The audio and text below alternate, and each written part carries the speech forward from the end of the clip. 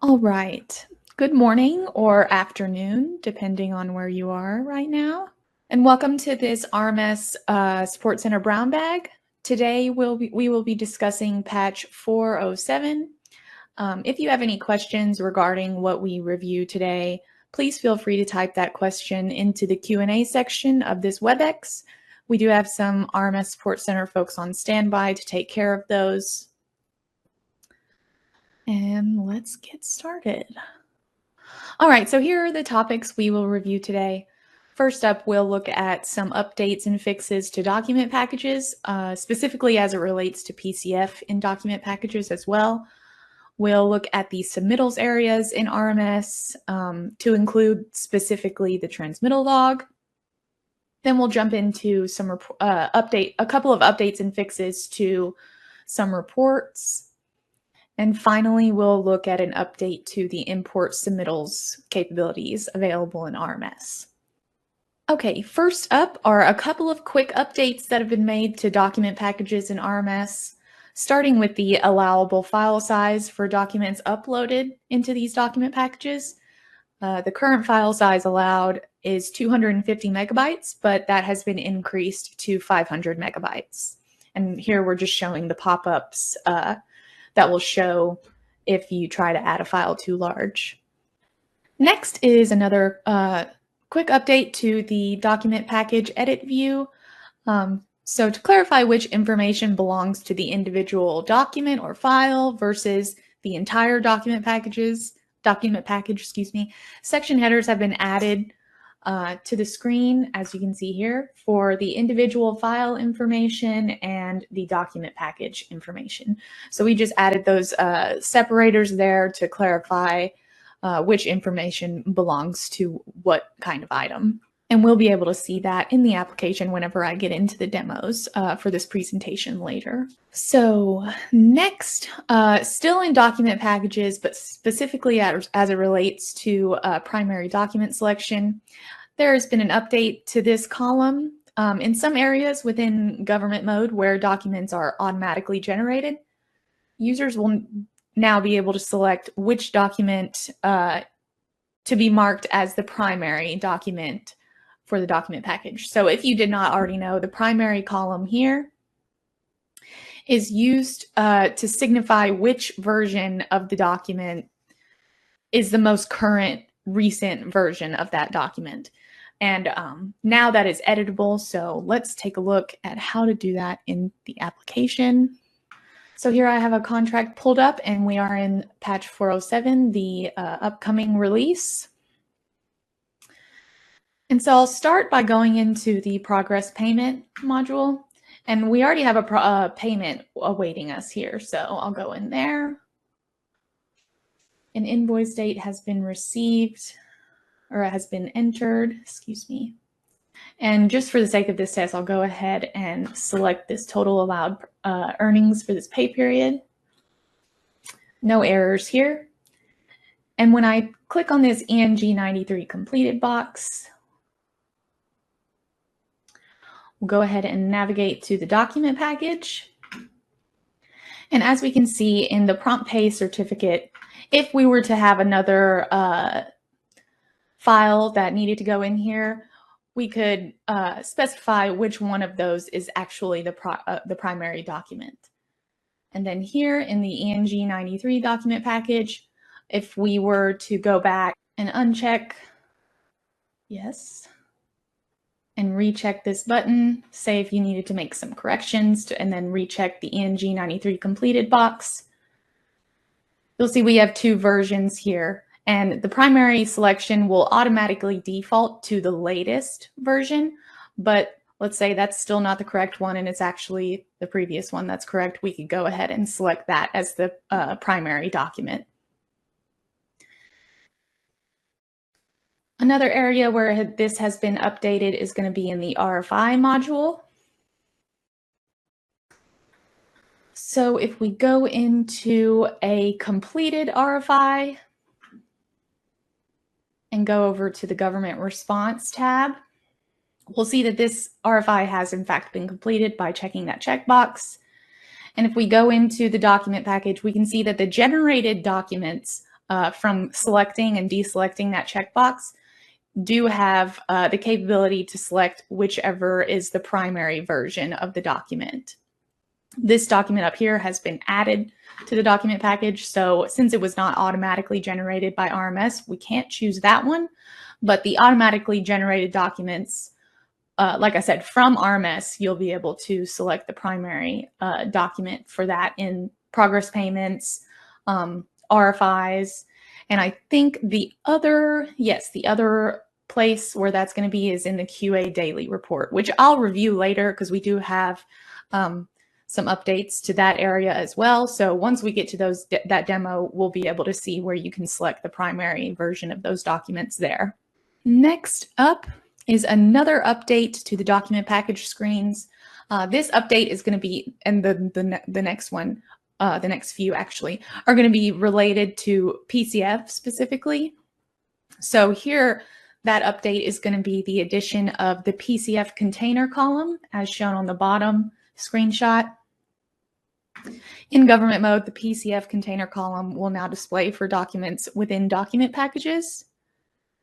And so a caveat to this, though, is that the PCF container column will only be editable in the contract modifications and contractor insurance modules. So since this has been editable in contract modifications currently, I'm going to go ahead and take a look at the contractor insurance module.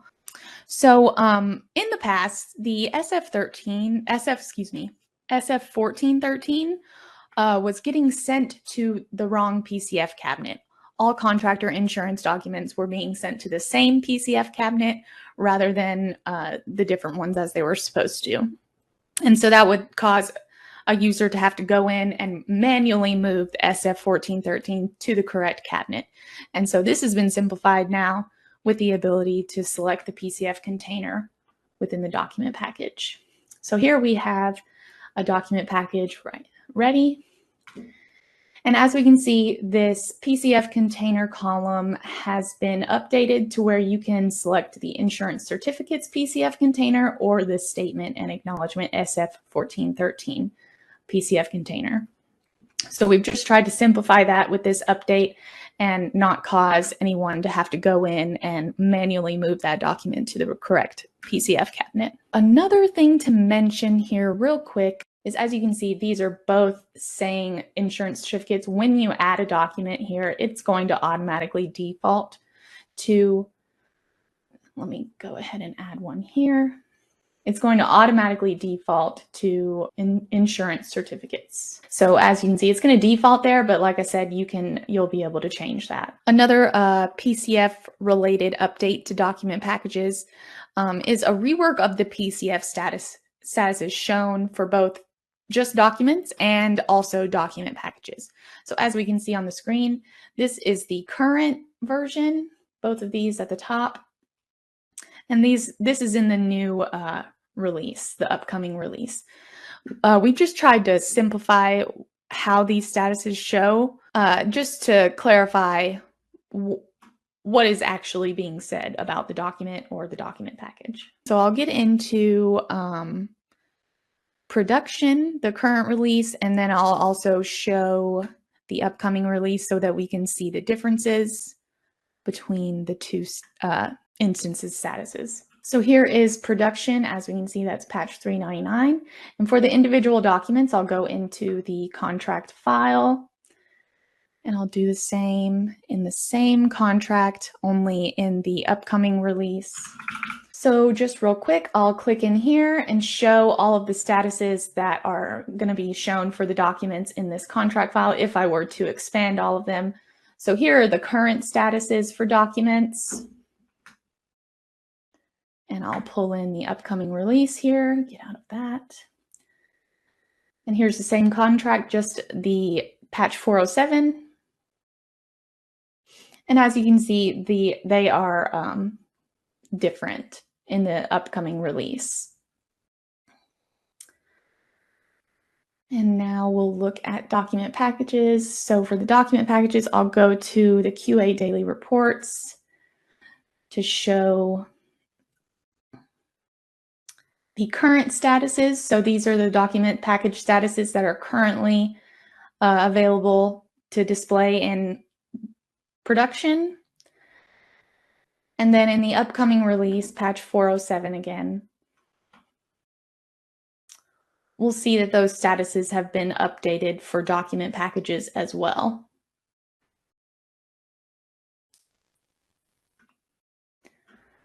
So try and look at them side by side. Ready to send to PCF is accepted. Documents ready to send to PCF. Not ready or not completed has been changed to not ready. And so you'll be able to see those changes next time when this release comes out, and you get in to see those. Moving on from document packages, we'll now jump into updates and fixes made in the submittals areas of RMS. Starting with, this was sort of an issue/update. Whenever a submittal was linked to a transmittal, this submittal item edit view, the fields were still editable there. And that should not be the case. Once a submittal has been linked to a transmittal, these fields should be locked and restricted for editing. And so this has been corrected. Once a submittal has been linked to a transmittal, all fields in the submittal item edit view will be locked and read-only. So let's take a look at that in the application real quick. So I have the submittal register pulled up for a contract. And if we click on a item without any transmittal history, we can go in there and see that everything is editable, including the classification. However, if we go into one that does have transmittal history and double click on that, these are locked down. None of these are editable as it should be. So next, here's where we'll sort of jump into specifically the transmittal log fixes and updates. So this one here is an update that was also a bit of an issue too, I guess. When a contractor started a draft transmittal, they were unable to update the primary contractor review within the transmittal edit view. They would have to go back to the submittal register and then edit it that way. And so that's been updated. This can now be changed within the transmittal log edit view by the contractor. Before I get into a demo of the next few updates, I'm going to review the slides first and then jump into that at a later slide. And so next we have another transmittal log update. When a transmittal is date stamped and received in contractor mode, the user who entered the date for that transmittal is going to be recorded in a new field that's been added called received by. It won't be able to be changed. Whoever date stamps the transmittal will be populated here. And this date received column has also been added to show the date that was added to the transmittal by the receipt by user. You may take note of how these fields have been added and what they may have replaced, but don't worry, we will review that later. So that's coming up. Okay, another quick update to the transmittal log is going to be the addition of this copy secondary reviewer remarks button. In the government remarks box, there's an icon like this, the notebook and pen. And if you click on that, it will bring up this screen. And that's where this button has been added. Okay, next we have a pretty significant change to RMS. So the return to contractor for corrections button has been removed from some areas in RMS, those areas being document packages, RFIs, correspondence, and transmittals. So let's take a look at that. First up, I'll look at the transmittal log. So we'll go into a transmittal that's in review. And as we saw in the previous slides, these date received and received by fields have replaced the return to contractor for corrections button. And if we go into the document package, that button has been removed here as well. And we'll also go into the request for information. I need to double check where that button was for RFIs real quick. So here's production. The return to contractor for corrections button remains there, but in this upcoming release, it will be removed for RFIs. And then we'll go back and look at correspondence real quick. I think yes, I prepared one already. So here's one that's been received in this contract. And the return to contractor for corrections checkbox usually resided underneath this date received field, and that has also been removed. And so moving on from the return to contractor for corrections, we realize that that is a significant change. So if you have any questions, please feel free to type that in. Oh, actually, I think we're going to have some. We have a few questions. So let me try to address those real quick while those questions are currently right here. So inside of RMS, kind of from 2.38 to 3.0, RMS had the ability to have the government go in and return items for corrections. Well, the reasoning behind getting rid of that button, which it's not getting rid of everywhere, it's just getting rid of in some areas. I'll go over what those modules are here in a few seconds. Let me explain why. RMS needs to have a system of record when it comes to items that are returned for corrections. So those of you that have used payroll and insurance, especially payroll, you know that when you go and you reject a payroll, it has a system of record at the bottom, right? A little box at the bottom that says, hey, this is what's changed. Here's what happened in the past, so that the government can't just go in and return something for corrections when maybe it shouldn't have been, or like, well, why was it returned for corrections? So what we're doing is we got from headquarters, this came down from headquarters, is that we want to slowly change RMS to get rid of that return for corrections and have a reject, or in areas where you can just add another item, add the other items. So for example, right now we're removing the return for corrections button from document packages, RFIs, correspondence, and transmittals. So the idea is with a document package, if you don't like it, have them add a new one. RFIs, if you don't like it, have them add a new one. Same thing with correspondence. Transmittals are a little bit different because you can do a return code, okay? But that's the only area right now where we're removing the return for corrections button. Initially, when headquarters came out with the mandate, it was you will not do anything with return for corrections because we don't want the government going in and changing data that the contractor submitted. We want to have a system of record. Well, we just agreed on some of the areas while we're working on the other areas. So for example, daily reports, progress payments, exposure hours, that's staying return for corrections. Why? Because those are areas where we need to send back for corrections for now. We're going to work in a payroll type area where when you reject it, it will create a snapshot of what it was so that we have a system of record. So if I go in and I return a progress payment, I have an idea of what's changed, or an exposure hours or whatnot. But right now, those are not changing. So the only area where return for corrections is being removed, document packages, RFIs, correspondence, and transmittals. The reason why is because we thought those areas would be less disruptive because you can just go in and create new items in those areas. Transmittals are a little bit different because you can reject those with the code, right, and have them redo it. So exactly. The idea is we want to have a system of record. We do not want data that's put into RMS to be wiped out or changed. We want a system of record. So if you have an RFI that it got messed up or they forgot to add something, just create a new RFI. Or it's same thing with the document package. Say it didn't have quite everything you want in there. You can still accept it, send it off to PCF, but ask them to put in another document package. That's the idea where we're working with headquarters and the RMS administrators to make this as least disruptive as possible, which is why when the mandate came down, we didn't do every module right away. But definitely let your RMS admins know, and we'll do what we can. But that's the idea behind that. Hopefully I answered all the questions. If not, please type in a question or verbally ask a question. But the reason why just to go back and kind of reiterate, is because we were told from headquarters, you do not want to have, a government person going in there and wiping out contractor data. We need to have a system of record, kind of like the payroll area, where, contractor submits something, and if we don't like it, we need to have that saved in RMS and have an idea of why, and then go forward from there.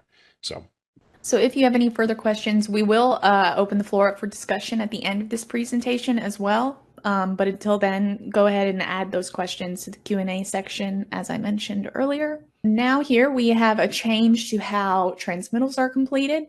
After I review these next few slides, we'll jump into a demo of the application where I'll review this along with the previous updates I mentioned earlier for the contractor primary reviewer field, the received by fields, and the copy secondary reviewer remarks. But for now, there's been an update to how transmittals are completed. So first, we've updated how these buttons at the bottom work. And we updated some of the verbiage here as well, just to add some clearer guidance. And we've also added in a bit of a safeguard as well, as you can see with this pop-up. So when using these buttons, these buttons are going to sign the ENG 4025 and then also complete the transmittal, including the document packages within the transmittal.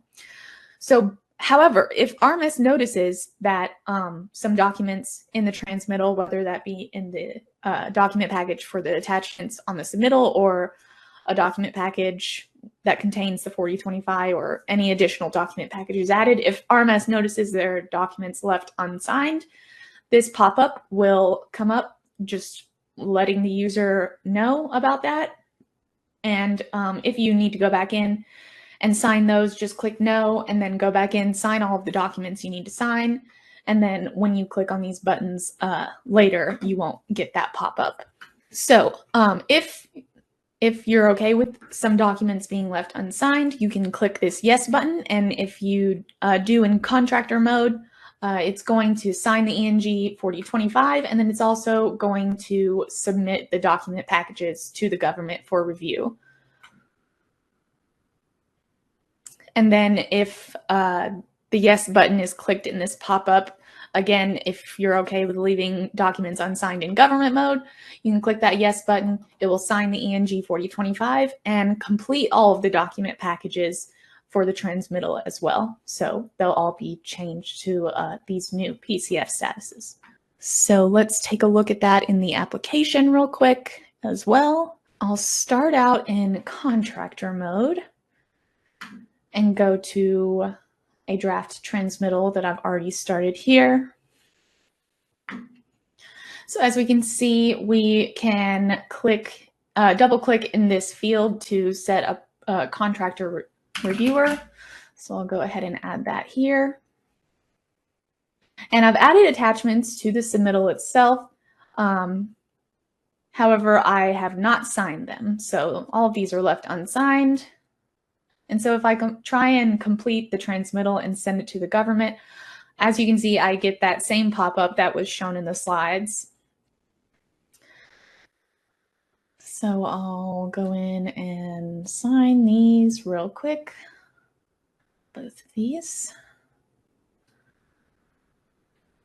And so now that these are signed, click on this button again, and we'll just get the usual pop-up giving us the warning that no additional changes will be allowed, and if we want to proceed, and we'll say yes. And so that is going to sign after we authenticate, of course.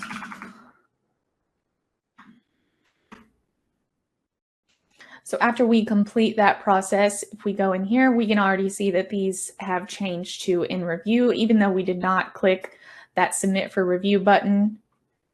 And same goes for the ENG 4025 package.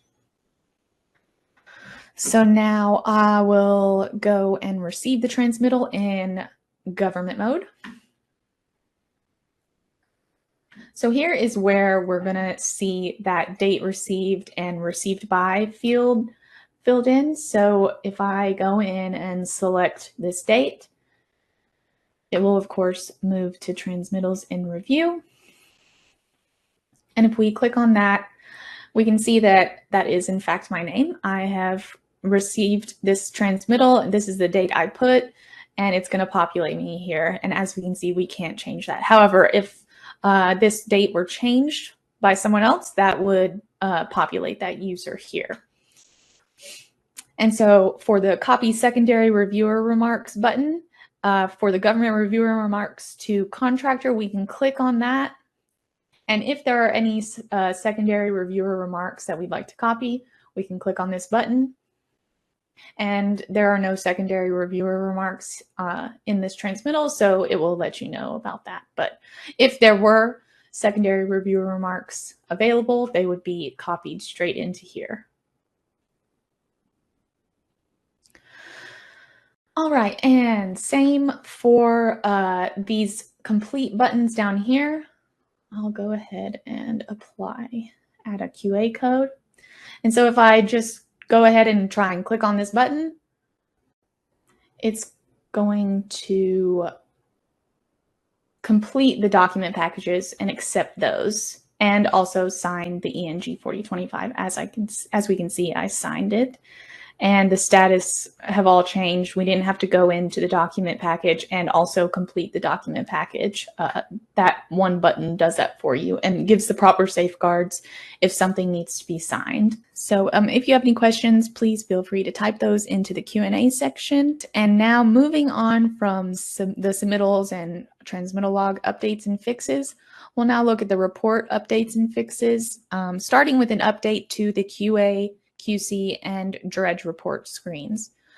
So first things first, when a new report is created, a blank or an empty document package is going to be created in that report to be ready for whenever the report is completed and can be generated, or for any other attachments that you'd like to go ahead and add. Of course, you can add your own document package for that as well. And also, we've updated these report completed checkboxes.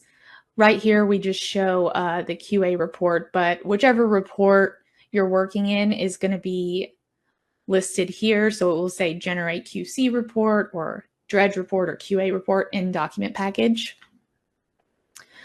And similar to the safeguard type of pop-up that was added to the transmittals, a warning will also be provided when a user attempts to back out of the daily report, but the document package has not been completed for the daily report and sent as it should. So let's take a look at that in the application. You will be able to leave the screen after these pop-ups. However, it's just warning you, hey, the document packages weren't submitted for review to the government in contractor mode, or they have not been completed in government mode. So here we have the QA reports in government mode. So we'll go to here. Actually, I'll start a new one so that we can see that empty document package is generated. So when I've started a new QA daily report, and as you can see, that blank document package is ready. There's nothing in there yet because we haven't entered any information or anything. But let's go ahead and do that. Enter weather. Nothing else needs to be entered. And then we'll click on this generate QA report in document package checkbox. And that's going to generate and add the report to our document package. And as you can see, as I mentioned earlier, that primary document column is going to be editable for QA daily reports. So I'm not going to complete it or sign it, and I'll try and back out. And you'll see it gives me that warning like, hey, not all the document packages have been completed. So multiple people can work on QA reports. So if you're not the one to be doing that, you can just press OK and it'll let you leave. And then if not, then you can go right back in and complete that package. Yes. And then when I try to leave this time, I will receive no pop-up.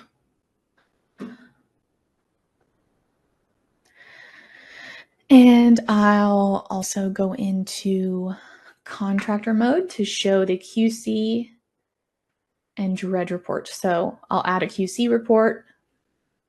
Just click yes for today.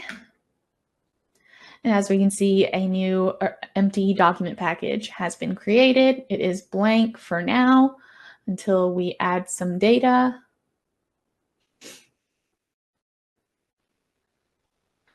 I don't think anything else needs to be added. Oops. We'll click on this Generate QC Report and Document Package button. And it's giving us this warning that we will not be able to make changes afterwards. And we can go in. We're not going to submit it for review, and we'll go ahead and back out. And again, I get the same warning. Not all document packages have been submitted for review. It will, in fact, let me leave. But when I go back in, submit that for review. Yes, that's okay. And go back and back out again. No pop-up is received. And we'll also perform this real quick with the Dredge reports. Oh, not in this contract. I'll go here.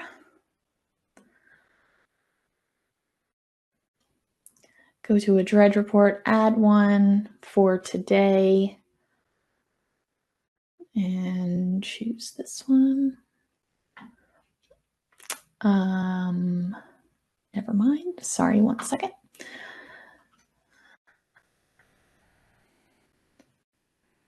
Okay. And then again, the same blank document package will be added there. So I just add 24. All right, and now I should be able to click this checkbox again. And again, I'm not going to complete the document package or submit it for review since we're in contractor mode. And I'll get another pop-up and it'll send me back. Oops. Go back in, submit it for review. Yes. Yes. And I will no longer be stopped by another pop-up. And so those are the updates for the QA, QC, and Dredge reports. Just some clarification that we've tried to attempt on our side with these updates. Next up for reports, we had a slight issue occurring with the three-phase worksheet reports. AHA and RFI records were not appearing on any of the three-phase worksheet reports, and they should have been. This information was not showing when it should have been displaying. And so that has been corrected. All of the AHA or RFI records that should display will now display on any of the three-phase worksheet reports. So I think that's going to be the initial follow-up, and I think there's a third one, but I cannot remember that now. But all of that information will be displayed correctly on those reports. Okay, and our final set of updates is going to be as regarding to the import submittals capabilities in RMS. First up, I'd like to go ahead and note the module name changes. So we have updated the names of these modules just to be a little clearer. If you want to import the submittal register using an Excel file, you'll click that button. And then if you want to import a submittal register using a specs intact file, we've just clarified the names of those buttons. Also, the merge function for these imports have been updated to reduce the amount of duplicates that are added when performing a merge. This screen is going to show up whenever an import is trying to be merged into the submittal register. If there are duplicates found, this window will come up and you can check or uncheck items to include those or not. If you check them, they will be included. If you leave them unchecked, they will be excluded from the import.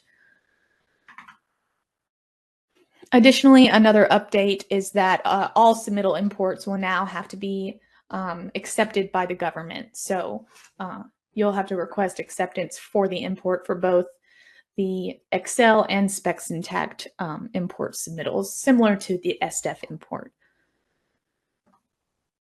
Okay, so I will go into the application and show this as well real quick.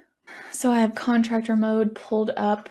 So as you can see, these buttons have been updated, and I'll go into the submittal register import first.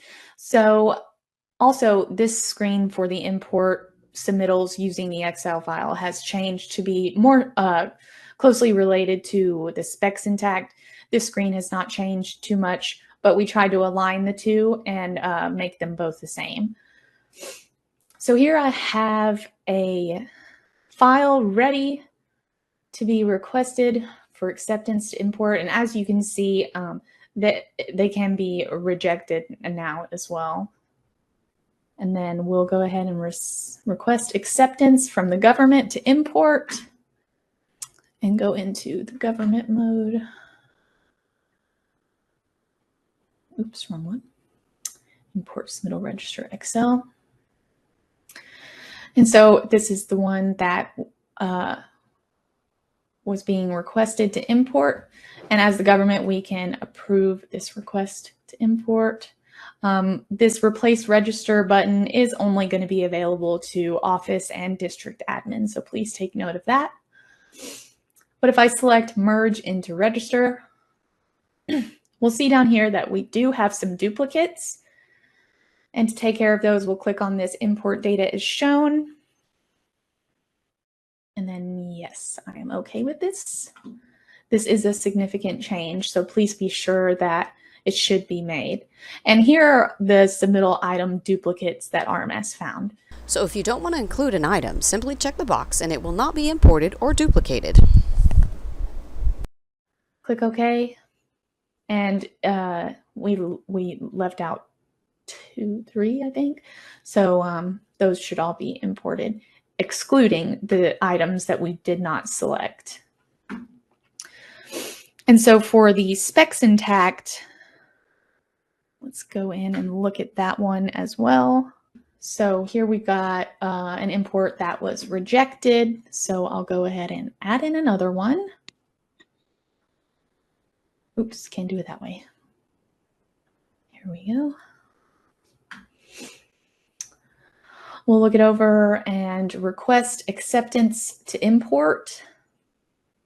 And again, I'll go into the same contract for that in government mode.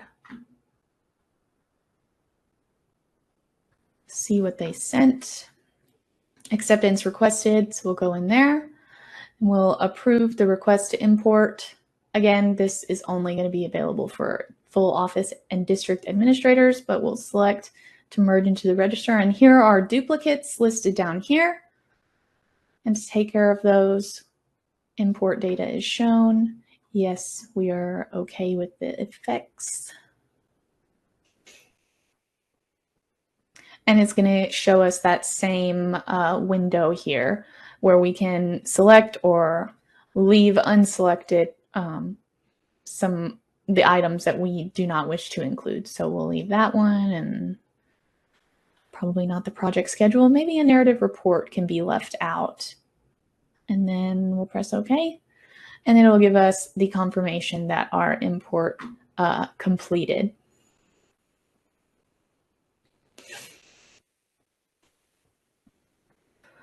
And so I think I covered everything for that as needed. Okay, and that does bring us to the end of the presentation. Here's just a few videos that we thought may be helpful for the topics that we reviewed today. Those are available on our YouTube channel.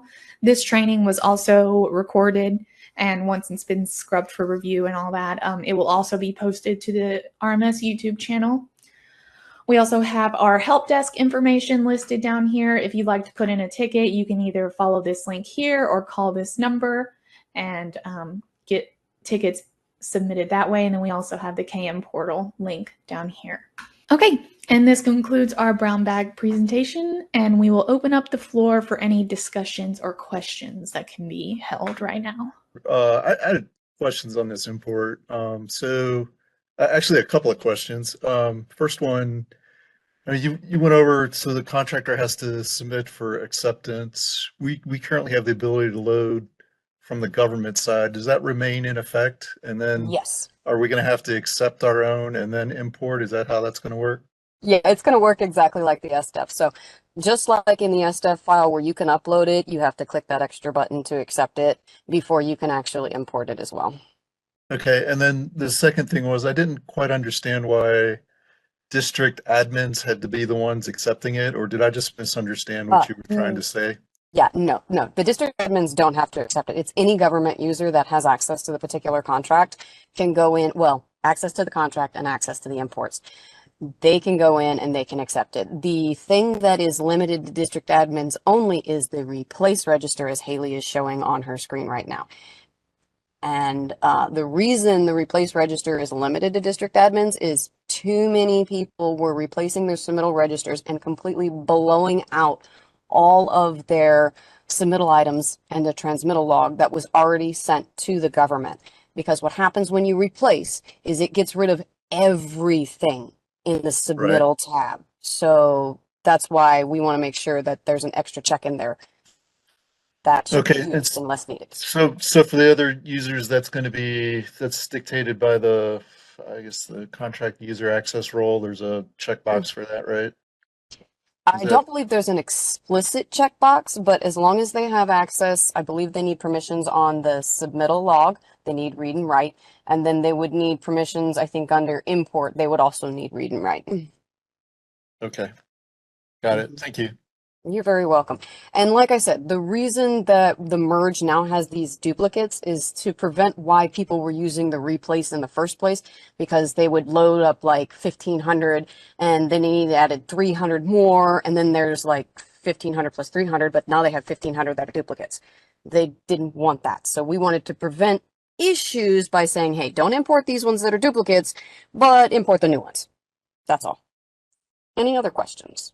All right, so there is a question in the chat says, how will the contractors know about the changes?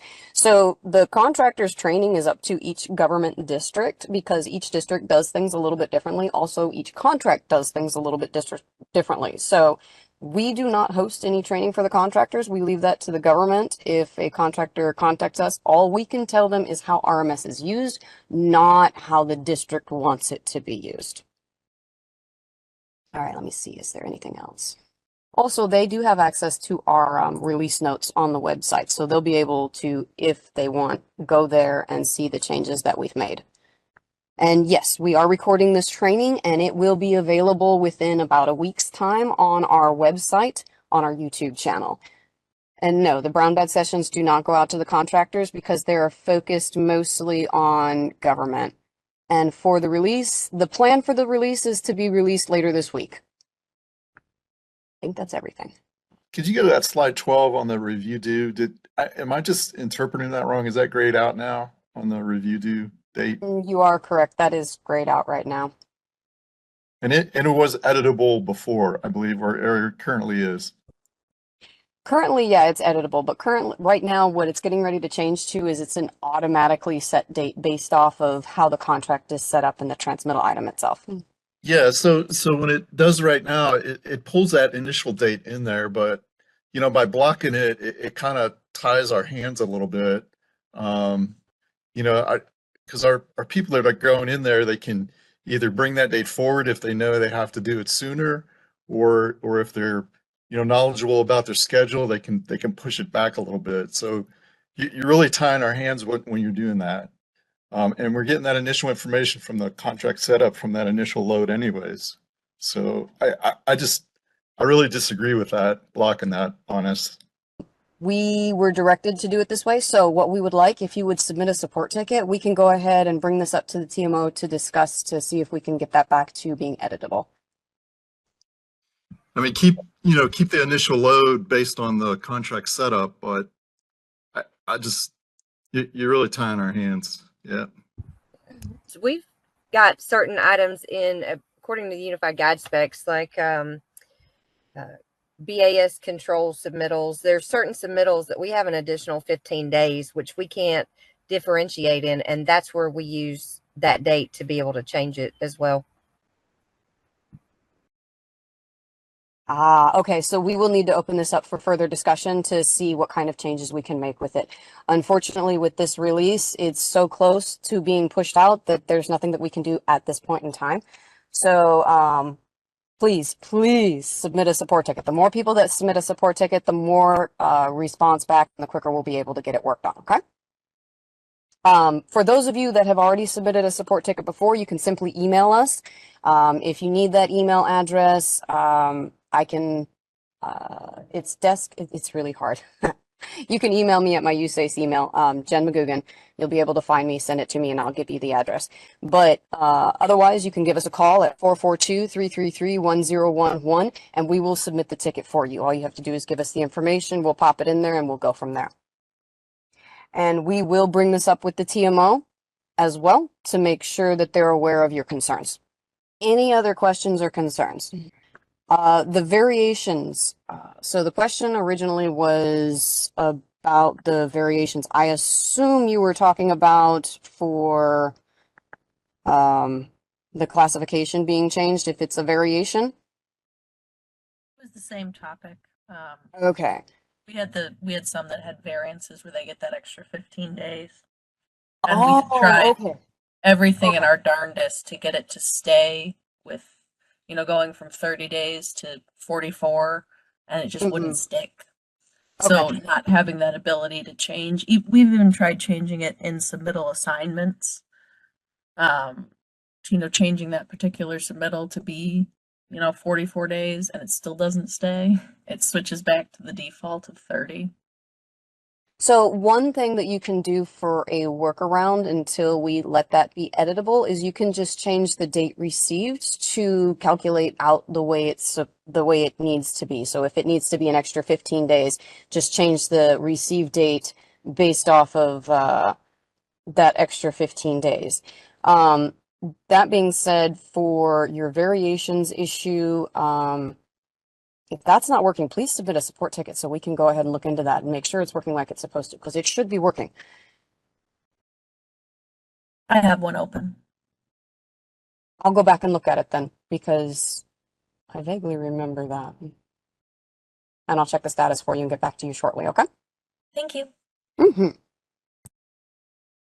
see, what else do we have here? Submittals have additional days, some fire protections. Okay. All right, we will be printing all of these comments about the issues, and we will bring this up to the TMO so that way you guys, they're aware of what is going on and it can get addressed. Get a receive date in the future.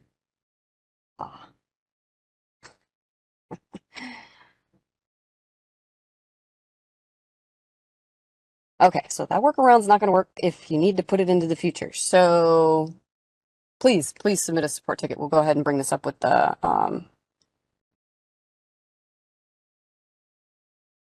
TMO to get that corrected. Correct. Contractually, it's not a good idea to manipulate that. So, all right. Any other questions? Okay. If you have no more questions, then we'll go ahead and wrap up this brown bag. Just as a reminder, we did record this, and we will be posting it up on our YouTube channel and to our website as soon as we have scrubbed it of any PII. Generally, that's about 7 days, because usually takes 5 days to get that taken care of and then get posted.